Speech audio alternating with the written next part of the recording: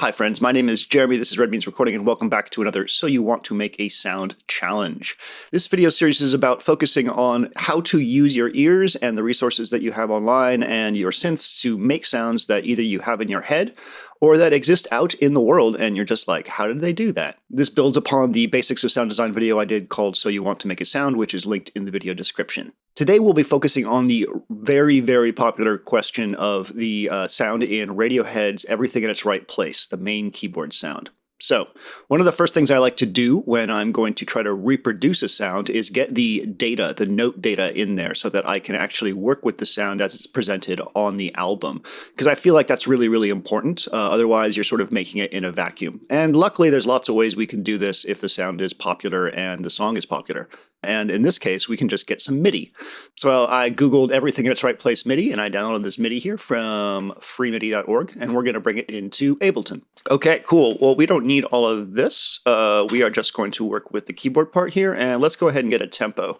So I'm going to drop a Rhodes in here, because that's going to be a quick way to hear this. That's going to be sort of like what the sound originally was.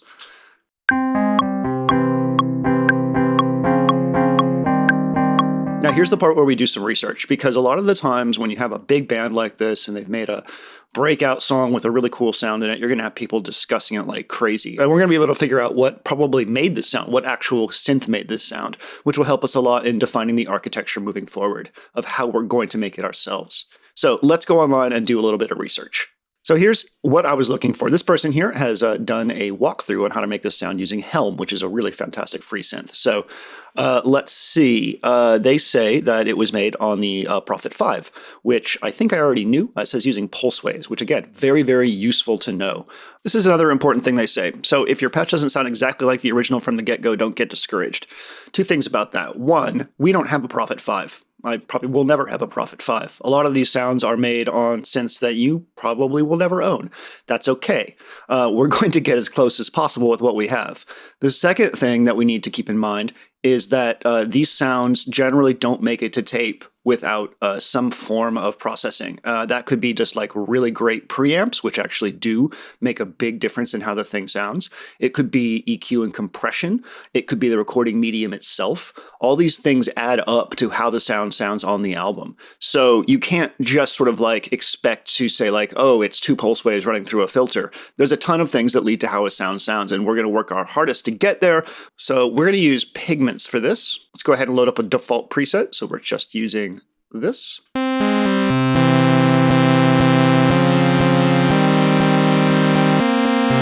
Now, that sounds fucking wonderful already. One thing that we also need to keep in mind is that with a sound like this, if you haven't heard the original, by the way, go listen to it, linked in the description, is that it doesn't just stay put. And a lot of synthesizer sounds aren't going to just stay put. It's going to move and get brighter throughout the track.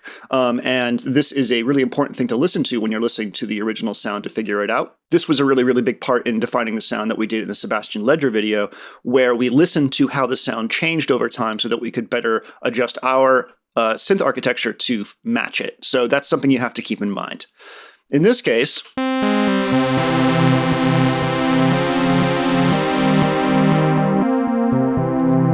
think we're going to want,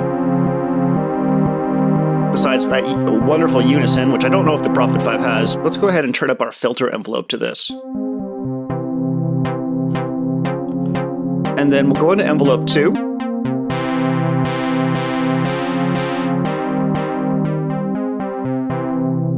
Let's go to our keyboard. The Prophet 5 only has 5 voices, so we're actually going to want to hear some voice stealing here, meaning that the Prophet 5 only has 5 individual notes that can play at once, 5 synth voices in its architecture, 5 oscillators and 5 filters and all the envelopes that go with that. So we don't want full overlap for all of our sounds. We only want up to 5 voices to really get in there and be, authentic with it.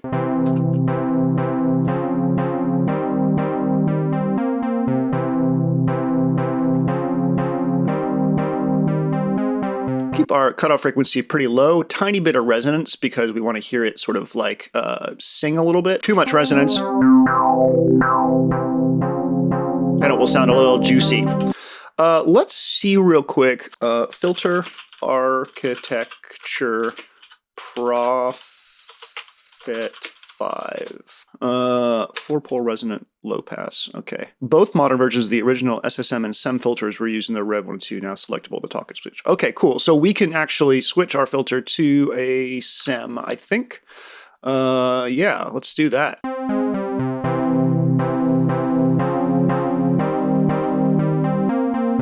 So low pass mode, definitely.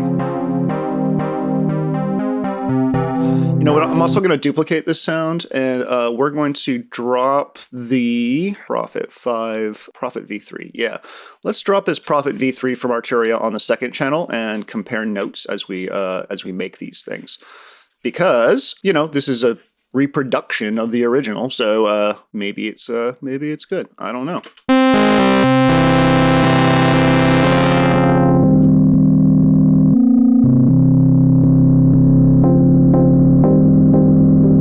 So looks a little different. Same controls though. Here's our filter. Our oscillator is set to here. It's set to saw wave, which is what we want. Let's make sure that oscillator B is not in, and that's correct. And let's go ahead. Well, it certainly is louder, isn't it? Let's go ahead and turn this down a bit.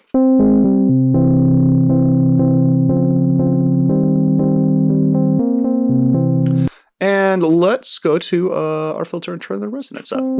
Isn't that a big difference?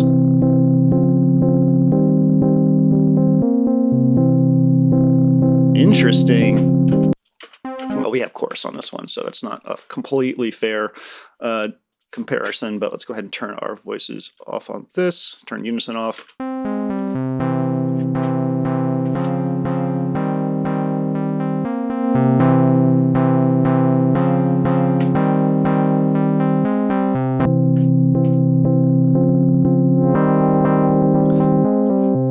You know what?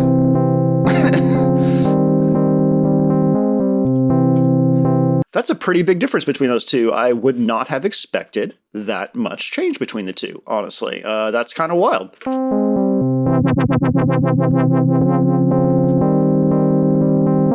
I guess we're going to stick with this one, with the Arturia Prophet 5. No surprise there. No surprises. That's a Radiohead joke. All right, let's adjust our envelopes. Long decay, no attack, long decay, light sustain, mild release. Let's go ahead and duplicate this. So we're going to duplicate our Prophet 5 sound. Actually, you know what I'm going to do? I'm going to do something different. I'm going to actually group these here in a little rack, because then I will have the ability to control both their cutoffs at once, which is, I think, what we want. So let's go ahead and duplicate the Prophet in here and pan these hard left and right. Obviously, we have now created a very loud friend. So let's go ahead and turn down in our rack. I think we can even go quieter. Let's go to -20 for this. Awesome. So then I'm going to go into each synth here, and I'm going to hit configure button right here in the next to the VST, and I'm going to click cutoff. I'm also going to click envelope amount because I'm not exactly sure the best way to open this up. We can do cutoff and we can do envelope amount. So let's go ahead and map these to first macro and second macro, and we'll call this one cutoff, and we'll call this one envelope. And then let's do the same thing to this one. So hit the arrow, hit configure. This will open up the VST, and you can see it's green here. So now we can press this, and we can press this. And now we can assign this to macro 1, cutoff to macro 1, envelope to macro 2. Okay.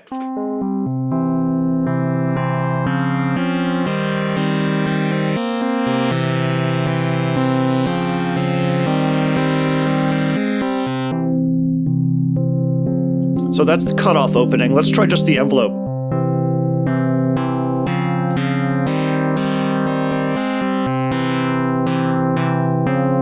Yeah, the envelope opening sound, or the envelope being applied more to the filter, sounds more like what I remember this sound to sound like.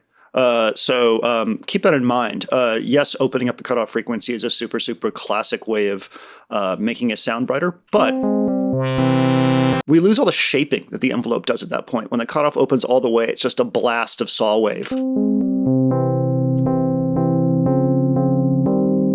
Whereas when the envelope opens up, we increase the envelope's control over the filter and we get more shaping.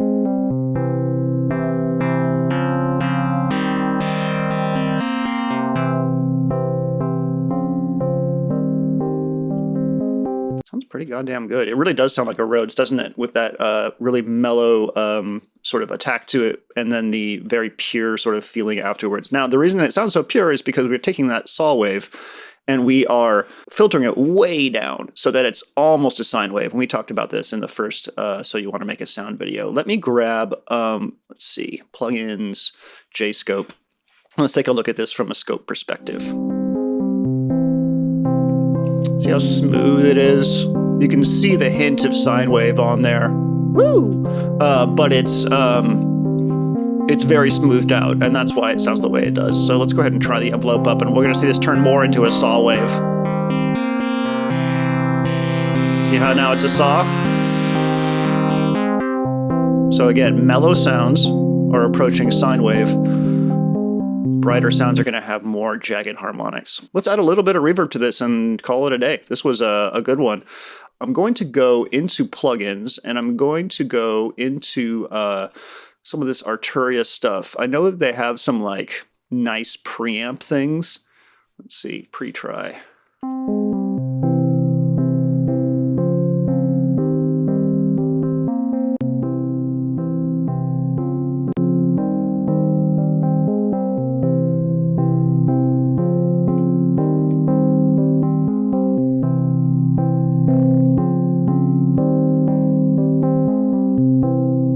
Just gonna like saturate this a little bit.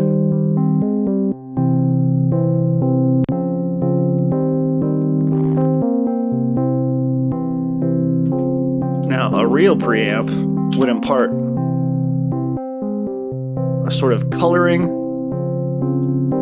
yeah, and a little bit of saturation. Listen to the difference. It's so subtle, but it makes a difference.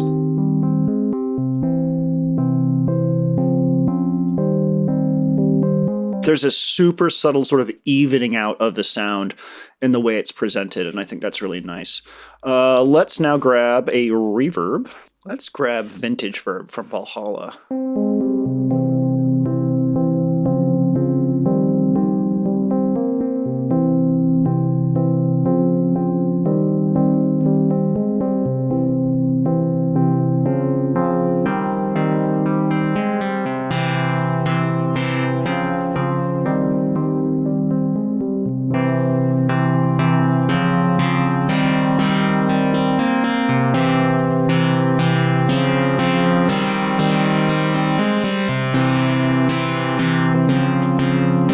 Going to take the decay of this sound, and I'm going to configure it on both of our synths, the decay for the envelope for the filter, and I'm going to assign this to macro 3.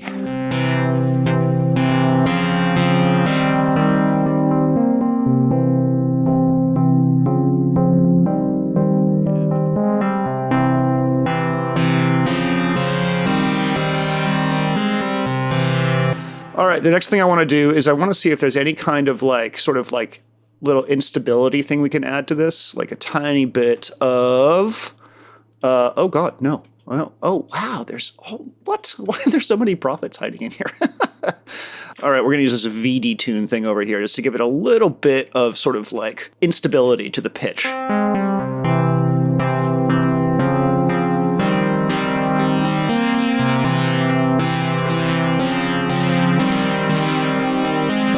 And again, because I want to adjust this on both of them, I'll hit configure. Great. So let's close up our friends here. Let's go over to this voice is detuned now and map this to macro 4. Same thing for this, macro 4. Great.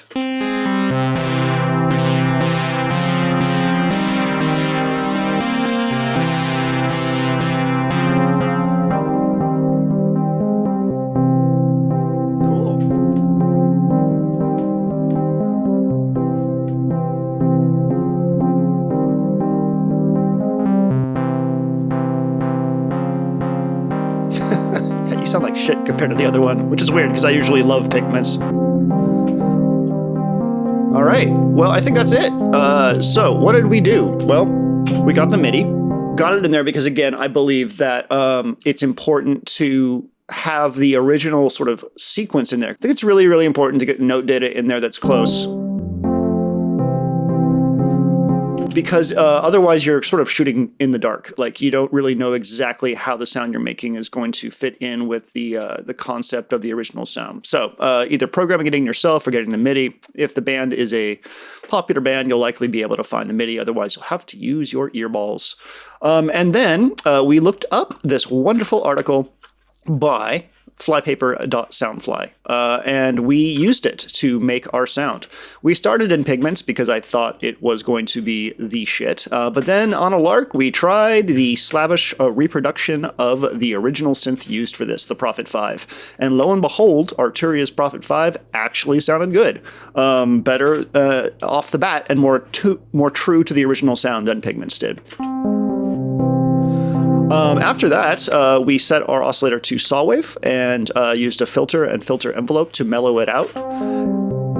We duplicated the two because the article strongly suggested that it was double tracked left and right, and I believe that to be true. So then after we did that, we needed to be able to control both synths at once. So we used Ableton's instrument rack to configure access to the main controls that we'd want to play with, including cutoff frequency, the filter envelope decay, and the amount of voices detuned to just kind of like be able to dial in a macro way the sound.